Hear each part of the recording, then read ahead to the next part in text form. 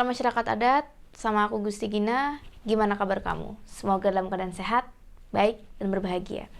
Hari ini di Adat Antara Ada dan Tiada, seperti biasa aku ngasih kalian asupan horor berupa cerita-cerita horor untuk menemani waktu senggang kamu atau sebagai teman tidur kamu. Hari ini kita bakal melanjutkan cerita dari Kos Minta Jiwa, yaitu cerita tentang Uci dan Lisa, dua mahasiswa baru yang menjadi bisa dibilang korban dari sebuah kosan yang tidak wajar. Kemarin aku udah cerita part satunya. Buat kalian yang belum nonton part 1, nonton dulu part 1 biar paham ya, biar mengikuti ceritanya. Baru kita lanjut ke part 2. Tanpa berlama-lama, langsung aja kita ke part 2. Adat antara ada dan tidak.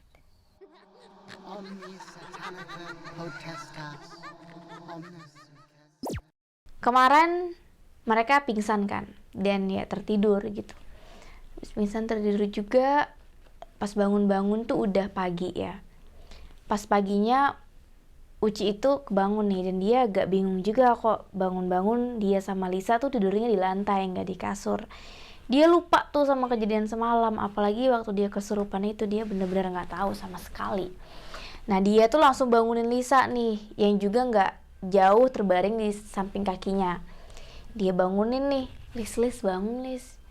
Lisa kebangun dong, dan dia langsung teringat kejadian semalam, kejadian sebelumnya yang hampir bikin dia hampir mati sih, karena dicekek kan, nggak bisa nafas. Dia terbangun, terus langsung menghadap si Uci. Dia bilang nih, Ci, kita harus keluar dari kos ini. Uci yang denger itu heran kan, maksudnya kenapa? Maksudnya apa Lis?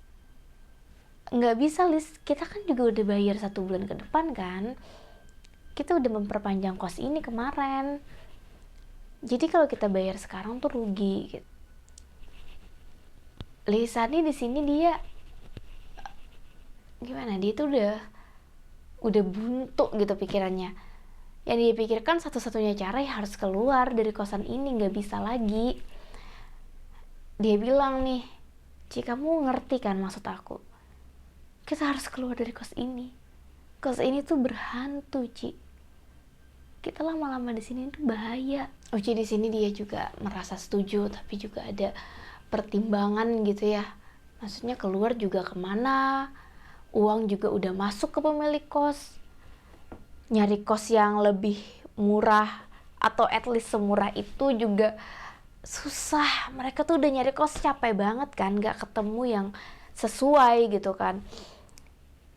Dia berdiri, dia lepas sweaternya, dia pakai kaos tangan pendek. Dan di sini Lisa ngeliat badan Uci tuh bener-bener, emang udah 1 bulan terakhir kan dia agak lebam, tapi lebamnya itu kayak masih kecil dikit, tapi ini udah seluruh lengan dan ternyata bahkan di badan-badan lain tuh juga. Lisa kaget dong, dia speechless, kok bisa. Uci tuh udah kayak abis dikeroyokin orang sekampung gitu loh. Kenapa bisa sampai kayak gitu. Dia nangis di sini. Dan Uci juga nangis.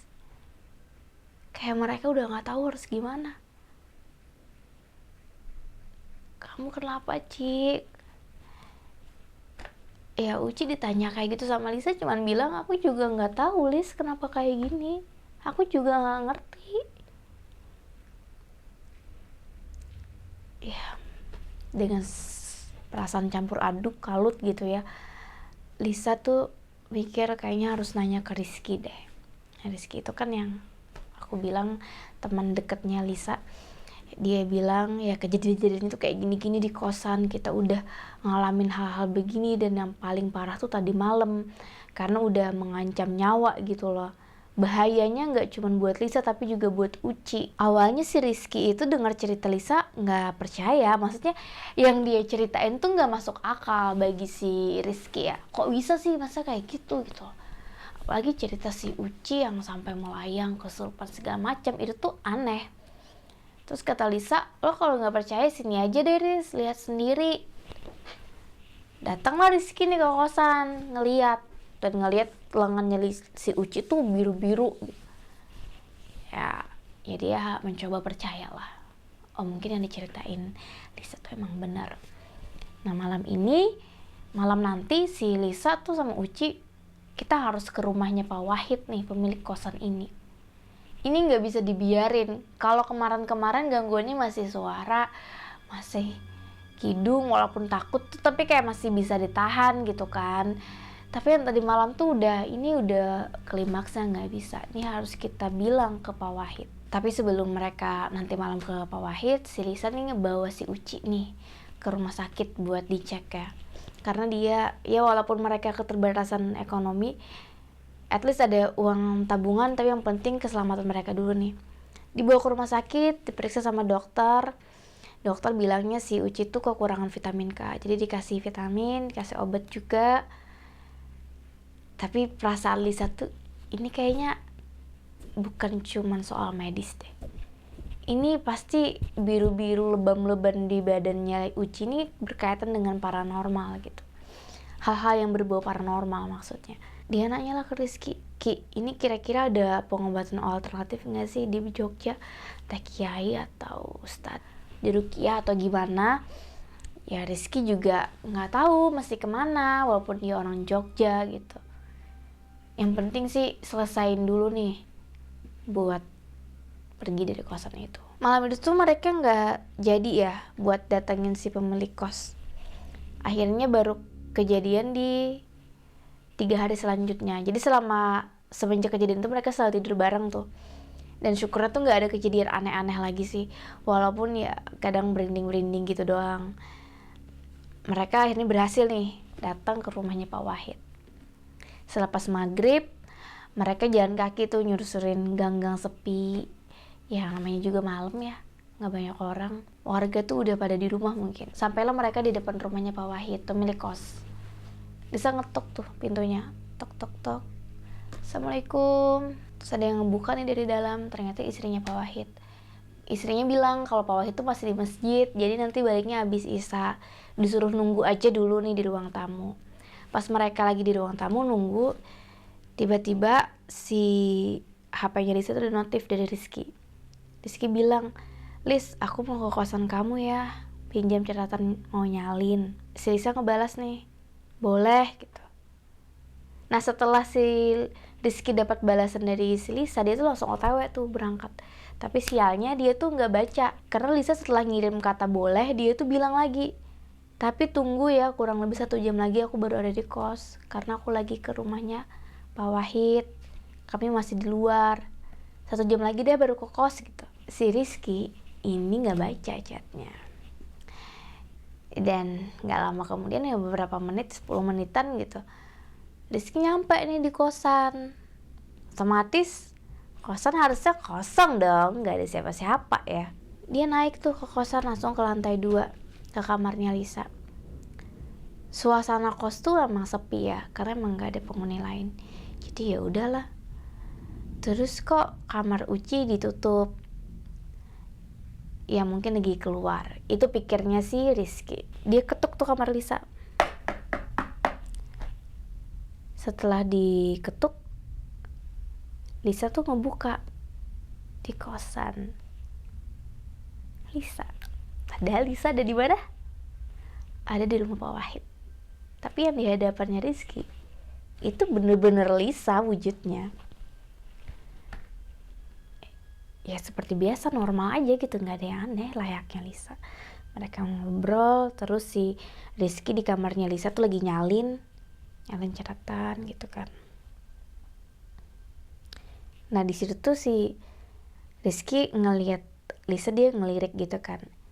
Ini Lisa tumben pakai pakaian kayak gini. Karena Lisa tuh kayak pakai kimono gitu loh.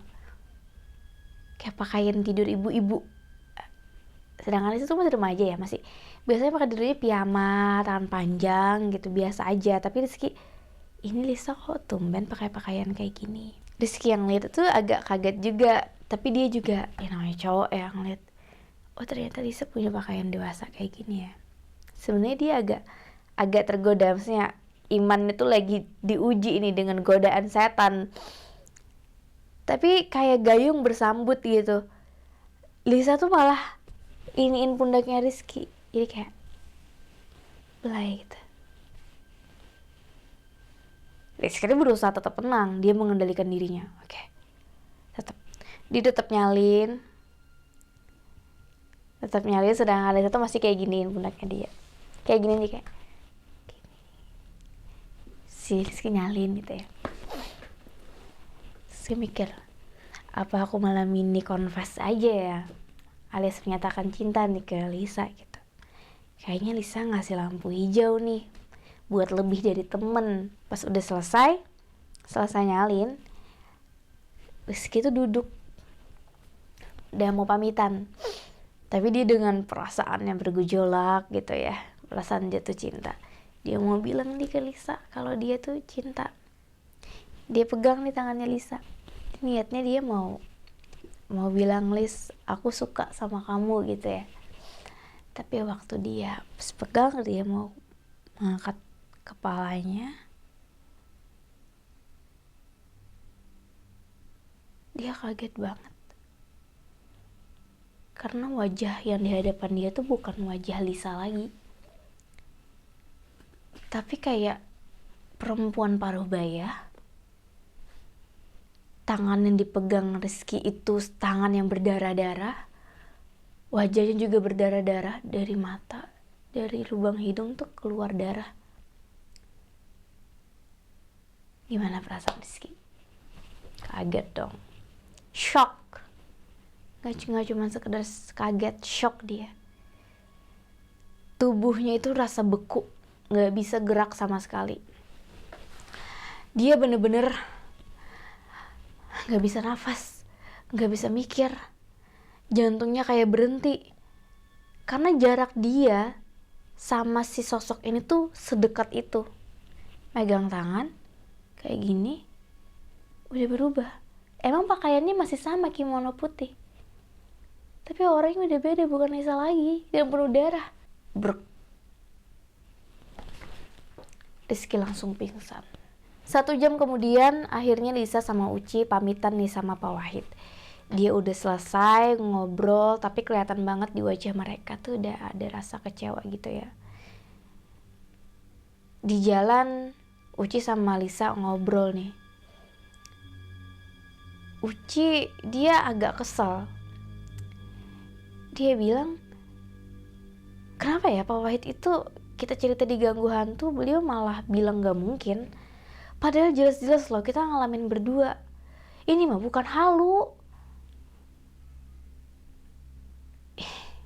Jadi ternyata Pak Wahid tuh gak percaya sama cerita Uci dan Lisa.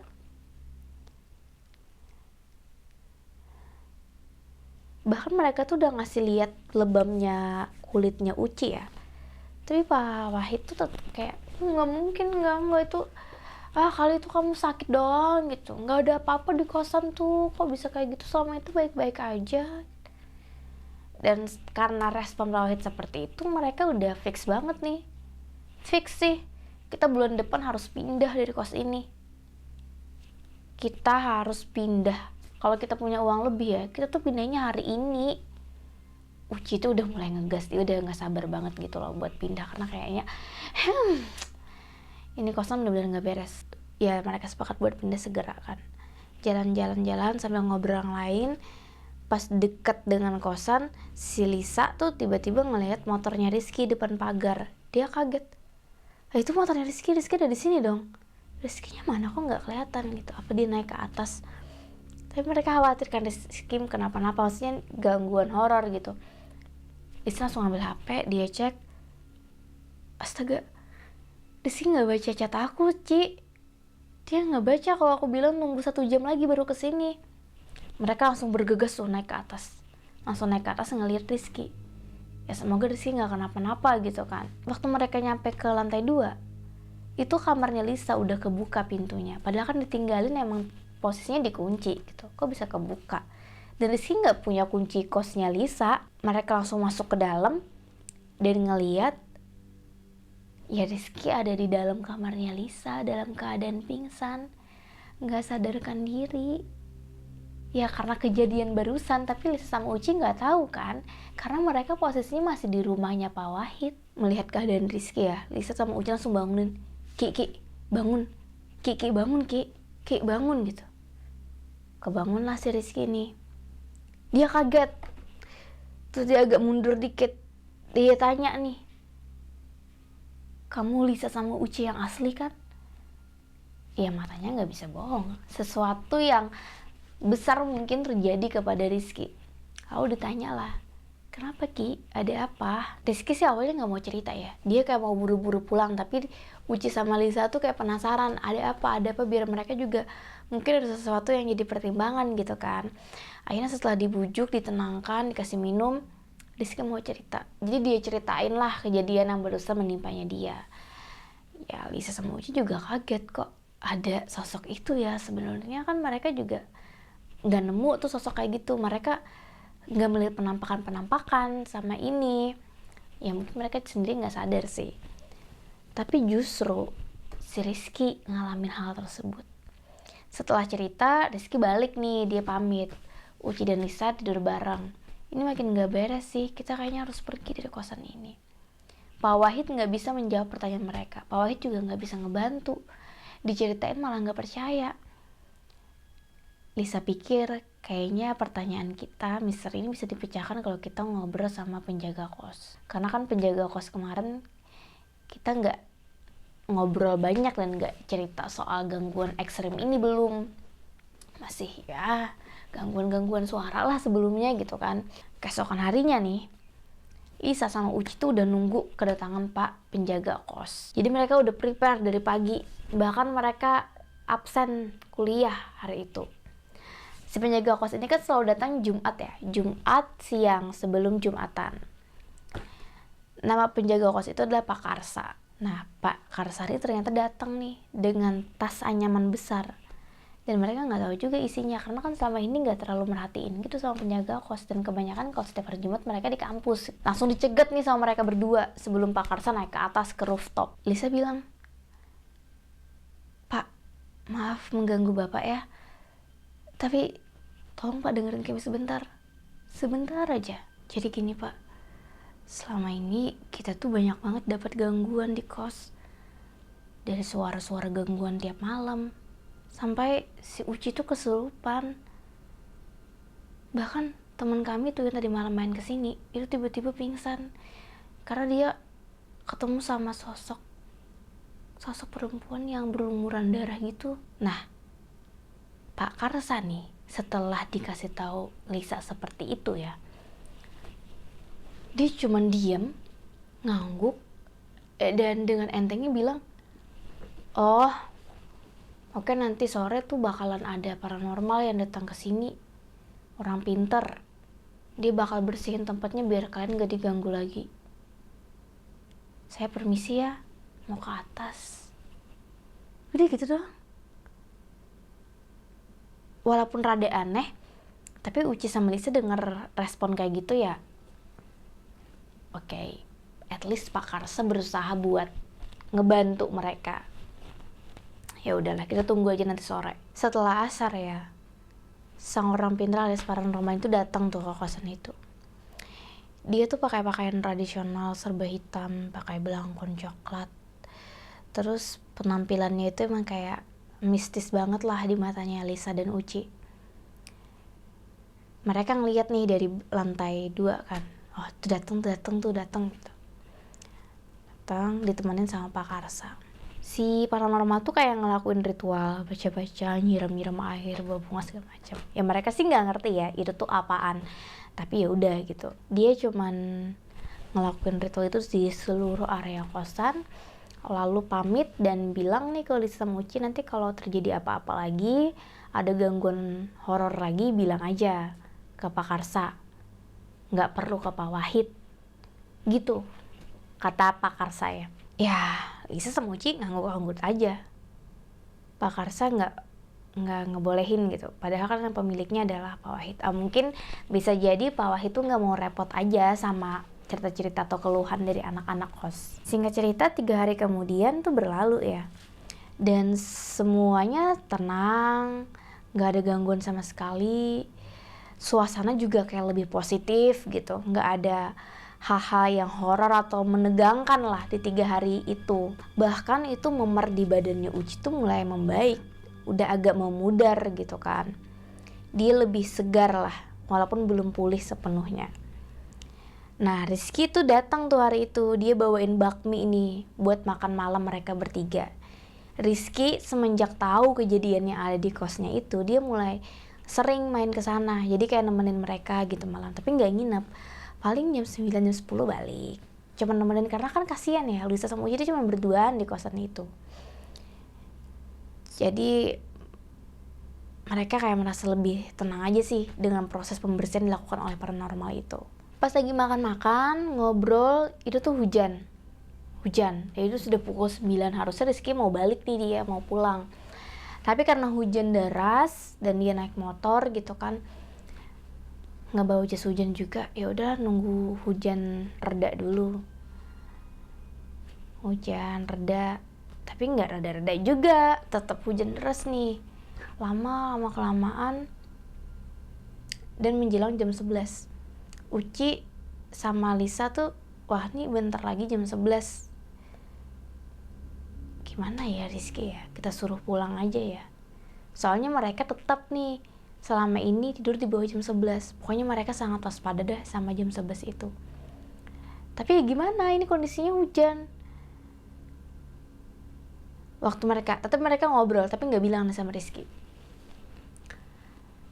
Tiba-tiba Rizky bilang, di antara obrolan mereka, diam bentar deh, kayaknya dia nyanyi tapi kayak gak jelas gitu. Nah, karena Rizky bilang kayak gitu, Lisa sama Uci tuh langsung lihat-lihatan, jangan-jangan itu tuh suara kidung Jawa yang mereka dengar beberapa kali itu. Mereka sama-sama refleks ngambil HP, ngelihat jam. Bener, itu jam 11. Lisa bingung.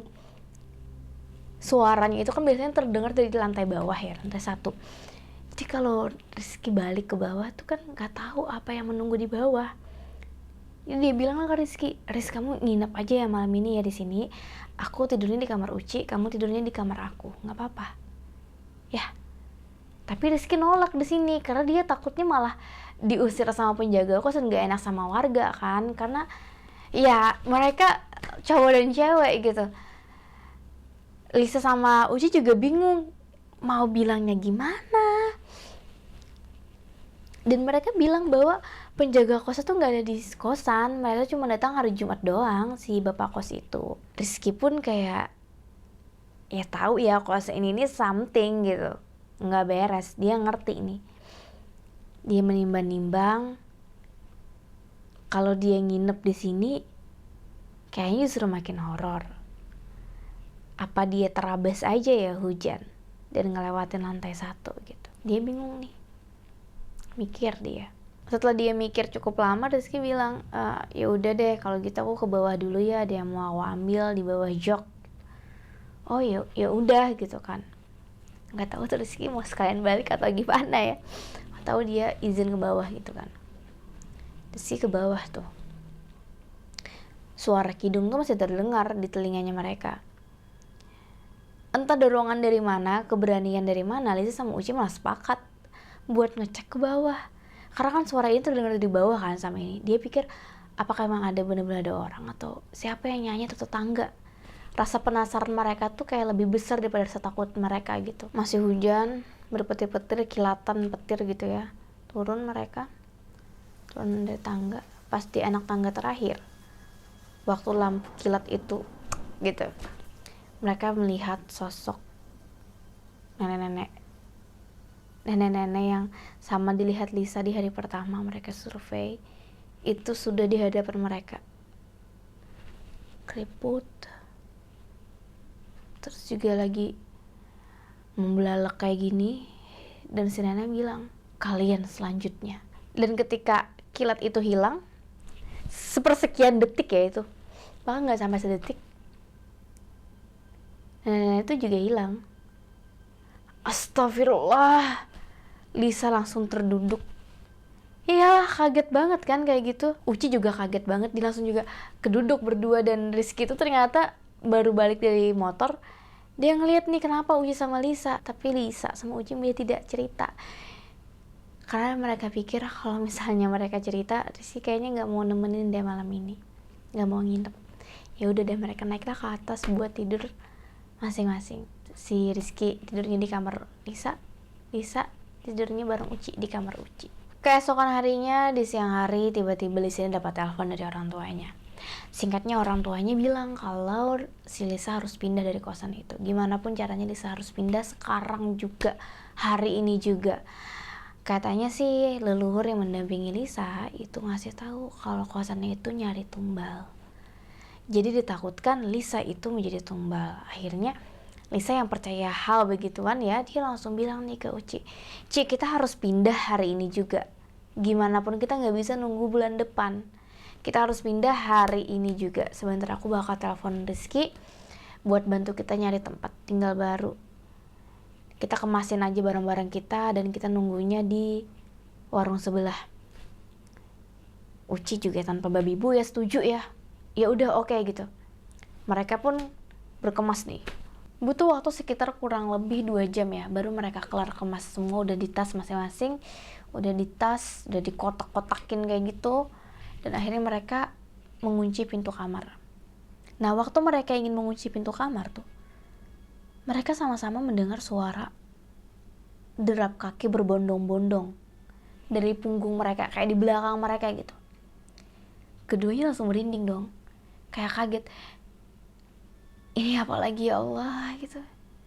Ini apa lagi, ini masih sore, kok udah ada gangguan sih. Dan Lisa yang masih takut tapi dia udah ada keberanian karena ada tekad mau keluar dari kosan ini kan. Dia langsung balikkan badan dan emang nggak ada siapapun di situ. Dia langsung narik Uci, dia bawa barang-barang. Ya udah, kita langsung aja ke warung sebelah, ke warteg depan. Mereka sampai di warteg, barang-barang ditaruh sana, pesan makan. Kan saat makan itu kan juga perasaan mereka campur aduk ya. Tiba-tiba ibu warteg nih nanya sama mereka, kalian yang menghuni kosannya Pak Wahid ya? Gak lama kemudian tuh habis pertanyaan itu dilontarkan sama si ibu, Rizky datang duduk di situ. Terus Lisa menjawab di sini, iya bu, benar. Tapi kami sekarang lagi mau pindah sih ke tempat lain, ini lagi pindahan. Si ibu ini kan lagi ngelap-lap piring nih. Mendengar jawaban si Lisa, dia langsung berhenti. Dan langsung kayak ngomong serius gitu. Ngomong serius menghadap ke Lisa sama Uci. Si ibu ini bilang kayak gini, baguslah, asal kalian tahu ya, itu kosan udah kosong dari 5 tahun yang lalu. Dulu nih, setiap tahun itu ada aja yang meninggal di sana. Dan meninggalnya tuh macam-macam. Ada yang gantung diri, minum racun, kecelakaan di jalan, ada yang sakit. Macam-macam lah. Ngeri tuh kosan. Nah, mungkin gara-gara itu tuh akhirnya banyak yang gak sewa di situ kan. Serem banget. Itu kosannya Pak Wahid itu emang terkenal angker di sini, Dek. Bahkan ya warga sekitar tuh banyak banget yang ngelihat penampakan di sana.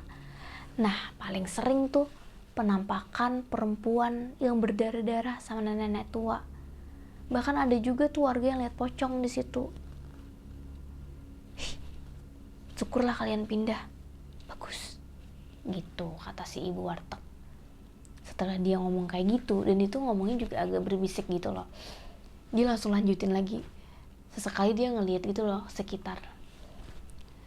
Lisa sama Uci yang mendengar cerita Bu Warteg tuh langsung kayak, hah? Ternyata selama ini kita tinggal di kosan angker.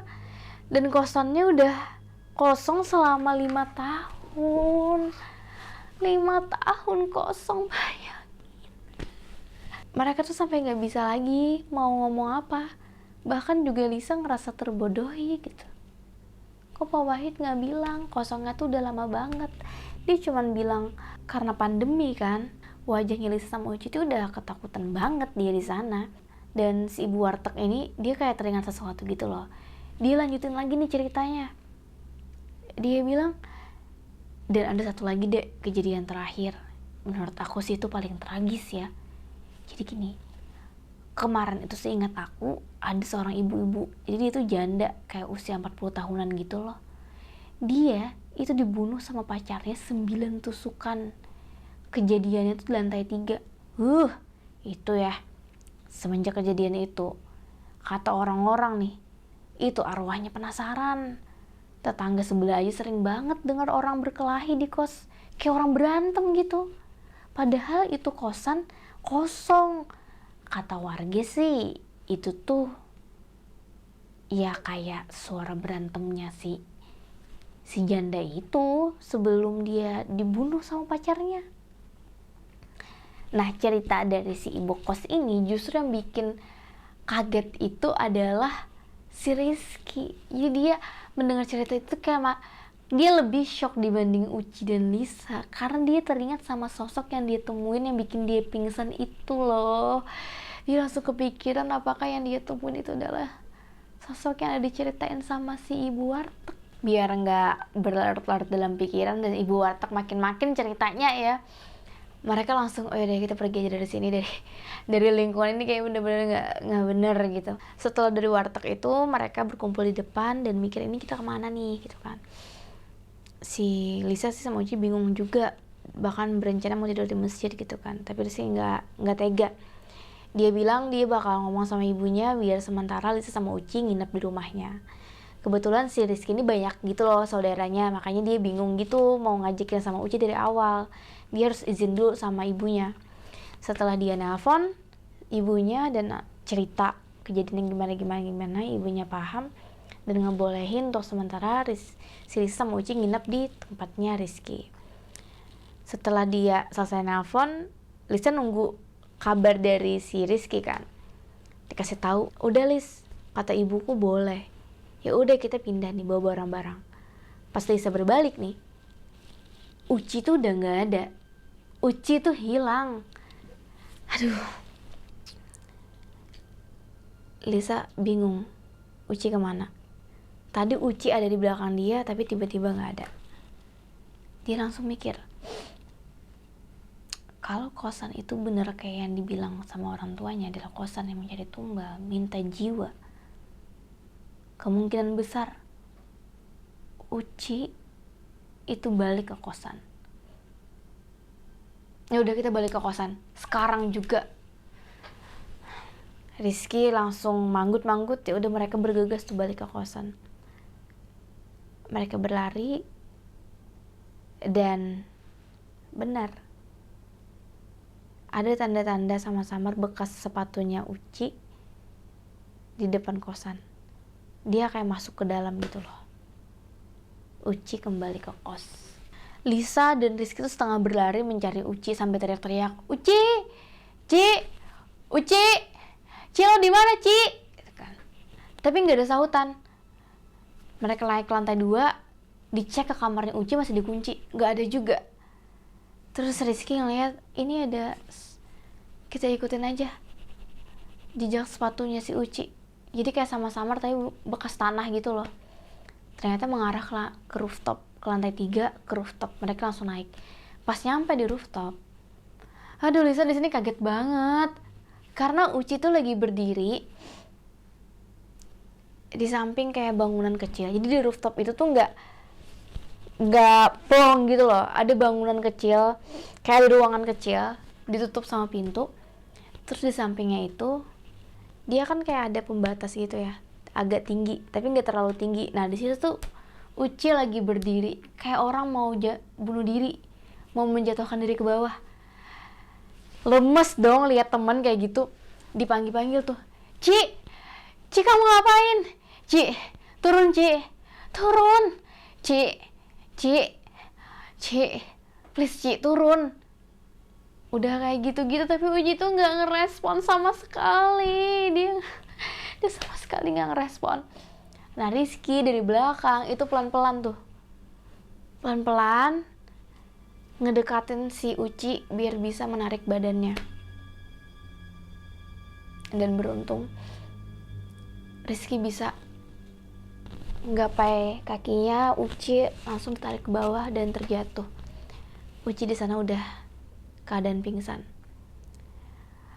Lisa, Rizky ini udah, dia bener-bener ini gimana lagi gitu kan, kenapa lagi, hampir aja Uci tuh bunuh diri. Mereka langsung gendong si Uci, mereka bawa barang-barang mereka yang tadinya ditinggal di depan pagar, pesan Grab, mereka ke rumah sakit, bawa Uci, dan Uci dalam keadaan pingsan. Di rumah sakit Lisa nih, dia benar-benar ketakutan ya, dia tuh cemas, khawatir, pokoknya nggak karuan rasa, makanya dia tuh gerak sana sini kayak gerak nggak kayak orang gelisah gitu kan. Rizky cuman diam, terus nungguin apa kata dokter. Lalu dokter keluar lah nih dan ngasih tahu ternyata Uci koma. Dia koma, jadi nggak cuman pingsan tapi dalam keadaan koma. Nah Lisa nih, aduh gimana dong, dia langsung ngambil handphonenya Uci, dia lihat nomor HP-nya mamanya, orang tuanya, dia telepon dengan berat hati tapi juga takut. Dia cerita nih ke mamanya apa yang terjadi sama si Uci. Lalu orang tua Uci bilang bahwa mereka bakal ke Jogja besok pagi baru nyampe, karena berangkatnya malam kan, butuh waktu yang lama gitu naik kereta. Lisa tuh di sini dia bener-bener marah sih. Dia nggak cuma takut lagi tapi marah sama kosan itu, sampai dia bergumam, kos jahanam. Kan dia sekesal itu. Uci tuh sampai koma loh. Ini tuh udah benar-benar di batas wajar. Keesokan harinya orang tua Uci ini udah nyampe di Jogja. Awalnya ayahnya sibuk ngurus administrasi di rumah sakit. Sebelumnya sih kemarin itu sempat ditangani sama Rizky, cuman sementara gitu kan. Administrasinya sepenuhnya dikelola sama orang tuanya. Nah, ibu Uci ini duduk nih di samping si Uci. Wajah ibunya tuh sendu. Ya kelihatan sih pasti khawatir anaknya sendiri gitu lagi koma. Lisa juga nggak tahu harus ngomong apa, cuman bisa diam. Tapi ibunya bilang kayak gini, "Nak Lisa, ini Uci mau kita bawa ke Banten pulang, karena si Uci ini dia sakitnya bukan karena medis, dia harus diobati. Jadi tolong ya, nanti soal kuliahnya dia gimana caranya bilang sama dosennya si Uci lagi berobat gitu, jadi nggak bisa masuk dulu. Terima kasih juga ya udah nemenin Uci. Doakan aja Uci cepat sembuh, cepat balik ke kita." Dia kalau teleponan sama ibu tuh sering banget ceritain kamu. Katanya dia seneng punya teman kayak Lisa. Lisa teman dekat pertamanya dia.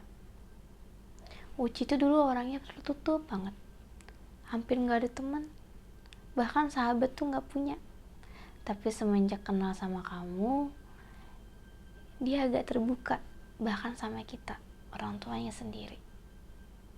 Jadi ibu berterima kasih banget sama Lisa. Semoga Lisa sehat selalu. Pada malam itu akhirnya Uci dibawa orang tuanya balik ke Banten.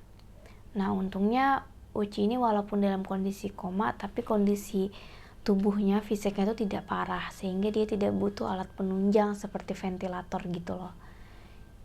Dia kan koma tuh ada tingkatannya gitu loh, seberapa parah. Nah Uci tuh nggak separah itu. Akhirnya ya udah gitu, Lisa melepas kepergiannya si Uci balik ke Banten bersama orang tuanya untuk berobat.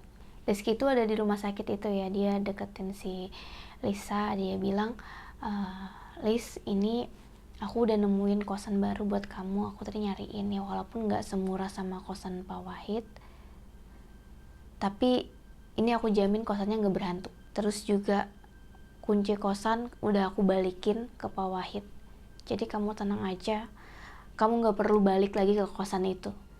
Rizky juga bahkan cerita waktu dia balikin kunci kosan itu kan ke tempat Pak Wahid, sama ada Pak Karsa juga tuh di situ. Si Rizky ini bilang gitu kalau si Uci tuh sampai mau bunuh diri, mau terjun, kalau itu tuh berkaitan dengan hal-hal gaib gitu kan. Tapi Pak Karsa tuh cuma bilang, "Wah enggak, itu perasaan kalian aja, itu mungkin si Ucinya lagi stres, depresi." Itu jawabannya. Bikin kesel banget kan. Sebenarnya sih banyak kata-kata terkait dengan kosan itu yang bikin Rizky dan Lisa tuh bertanya-tanya gitu. Apalagi cerita dari ibu warteg. Dia kan si ibu warteg tuh cuman cerita sedikit doang gitu. Dan bahkan si ibu warteg tuh bilang itu kos minta jiwa namanya. Serem banget ya, kos minta jiwa. Ya sebenarnya waktu Rizky balik itu juga dia nanya juga ke beberapa warga waktu di papasan dan makan di situ gitu. Kenapa dengan kosannya Pak Wahid? Beberapa warga bilang ya mereka juga nggak tahu. Karena tiap kali nanya sama Pak Wahid sendiri, Pak Wahid selalu bilang nggak tahu, nggak ngerti, nggak tahu, nggak. Tolong jangan ngomongin kosan saya macem-macem ya. Saya nyari uang di situ. Kalau kalian ngomongin hal yang jelek malah nggak ada yang nyewa gitu. Jadi ya udah, kos itu tuh masih menyimpan misteri besar bukan hanya bagi Lisa, Uci dan Rizky, tapi juga bagi warga di sana. Kenapa kosan itu selalu ada hal-hal aneh? Dan dulunya setiap tahun tuh ada aja meninggal secara nggak wajar. Ya aneh aja gitu. Cuman ya gimana ya guys, kadang tuh ada hal-hal yang di dunia ini nggak perlu dicari tahu lebih dalam gitu. Biar aja jadi misteri, entah itu demi keselamatan kita atau ya kita nggak perlu aja melakukan itu. Nah mungkin itu yang dipikir oleh Lisa. Dia nggak mau lagi berurusan atau nyari tahu tentang Pak Karsa itu siapa, sebenarnya dia ngapain setiap hari Jumat siang naik ke rooftop, terus ruangan di atas itu tuh apa. Dia nggak tahu gitu. Dan kadang kepikiran, cuman jangan kan nyari tahu itu, dia masuk ke wilayah itu pun aja nggak mau. Walaupun itu dekat dengan kampus, tapi itu kayak di sebelah kanan. Jadi Lisa nyari kosan baru itu arahnya yang berbeda gitu, biar nggak ke daerah itu. Karena serem ya, serem dong. Lisa juga cerita sama orang tuanya terkait dengan cerita Uci, kosan segala macem. Kosan barunya Lisa akhirnya dapat pekerjaan baru ya. Dia udah bilang juga kan jadi waitress. Itu semoga walaupun dia kuliah sambil kerja, paling nggak dia bisa bayar kosan yang lebih waras kosannya. Jangan sampai kos kayak sebelumnya, kos minta jiwa gitu. Dan sekitar 1 minggu kemudian Lisa tuh dapat telepon tuh dari ibunya Uci. Jadi ibu Uci bilang kalau Uci tuh udah sadarkan diri. Jadi terima kasih buat si Lisa udah ngurusin absensi. Cuman Uci belum bisa balik langsung ke Jogja pada saat itu. Butuh 1 minggu lagi Uci buat recovery. Jadi totalnya itu ada 2 minggu lah buat Uci sembuh total. Nanti pun waktu di Jogja si Uci bakal ditemenin sama bapaknya, diantar gitu buat ngelihat kosan barunya. Ya Lisa sih tenang banget ya, dia langsung kayak alhamdulillah ini Uci udah membaik, dia udah gak koma lagi. Semoga jangan sampai kejadian lagi hal-hal seperti itu. Jadi pelajaran banget bagi si Lisa, kalau nyari kosan tuh ya gak serta-merta cuman masalah murahnya doang gitu. Tapi juga kalau ada kejanggalan kayak ini kosan gak ada yang menghuni kenapa ya gitu kan. Ya itu sih pelajaran bagi Lisa. Sesuatu yang terlihat terlalu bagus untuk menjadi nyata, too good to be true ya. Ya mungkin menyimpan sesuatu hal yang buruk yang bahkan gak kita bayangin di belakangnya. Akhirnya cerita dari Lisa dan Uci yang di kos minta jiwa sudah selesai. Aduh. Gimana gengs kalian setelah menonton video ini sampai akhir dan mendengarkan cerita mereka? Kira-kira kalau kita main teka-teki ya, ada yang bisa ngembangin cerita ini gak? Atau nebak gitu, Pak Karsa tuh sebenarnya apa sih? Dan kenapa kos itu selalu minta jiwa, setiap tahunnya 1 jiwa? Terus ruangan di atas tuh ruangan apa? Lalu si sosok nenek-nenek itu baik atau enggak? Seru ya kalau misalnya kita berteori-teori gitu. Tulis deh di kolom komentar. Nah buat kamu yang mau baca versi teksnya. Kalau versi teksnya itu lebih panjang dan lebih detail, kamu suka baca, kamu boleh mampir ke Karya Karsa Gusti Gina. Nanti di sana ada tuh ilustrasi dan juga bisa dibilang novelet sih, bukan cerpen ya. Novelet terkait Kosminta Jiwa. Silahkan dibaca. Itu juga bentuk dukungan kamu ke aku untuk berkarya. Dan selamat menikmati. Kamu ada request nggak? Next kita bikin cerita seperti apa? Atau kamu punya cerita yang nanti mau aku angkat jadi sebuah novelet biar diceritakan di adat antara ada dan tiada. Aku Gusti Gina, bye. Hai guys, thank you udah nonton video ini sampai habis. Jangan lupa untuk di subscribe, nyalakan loncengnya, like, comment, dan share. Bantu aku untuk membangun channel ini sebagai channel nomor 1 penjelasan mengenai mitologi, horor, dan misteri.